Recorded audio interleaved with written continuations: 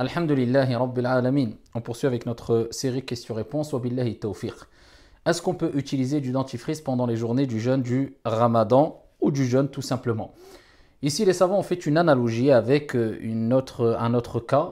C'est le cas où la personne est amenée à goûter des aliments lorsqu'elle prépare un repas quelconque pendant les journées du jeûne. Est-ce qu'elle a le droit ou pas?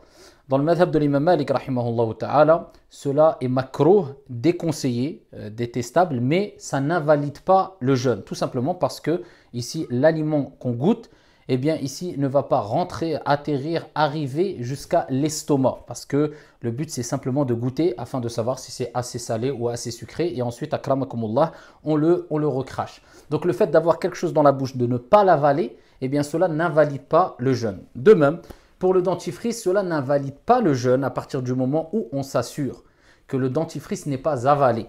Mais il faut savoir une chose, que la première des choses, c'est que ça reste makrouh, déconseillé.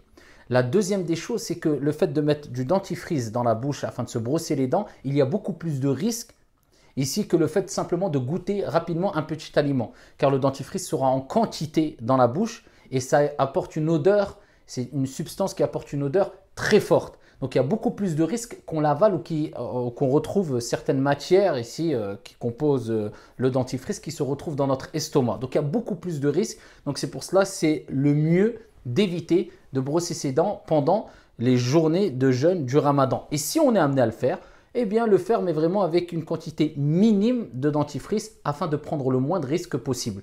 Et de là on peut remonter sur un autre hadith très connu où le prophète alayhi salatu wassalam ici nous recommande de façon générale ici d'exagérer dans ce qu'on appelle l'istinshaq lorsqu'on fait les ablutions. Et il dit wabalir fil istinshaq, exagère quand tu fais l'istinshaq, tu aspires de l'eau avec ton nez lors des ablutions. Il dit sauf si tu es en jeûne.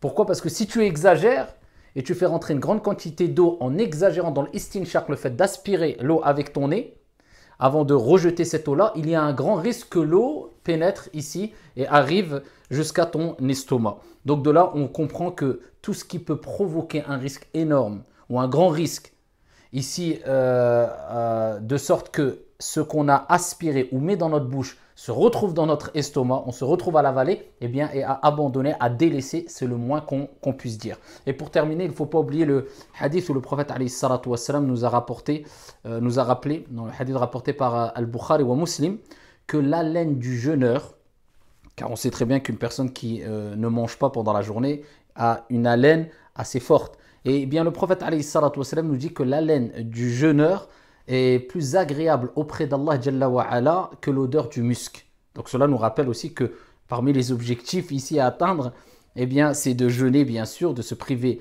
de boire et de manger, et cela automatiquement va apporter une odeur assez forte. Mais le prophète nous rappelle que, eh bien, Allah Jalla wa Ala, ici, cette odeur, elle est plus agréable auprès de lui que l'odeur du musc. Donc voilà, il est déconseillé, mais cela n'invalide pas le jeûne. Mais le moins qu'on puisse dire, c'est de le prendre en petite quantité et éviter, c'est sûr que c'est beaucoup mieux. Wallahu ta'ala a'la wa a'lam. Wassalamu alaikum wa rahmatullah.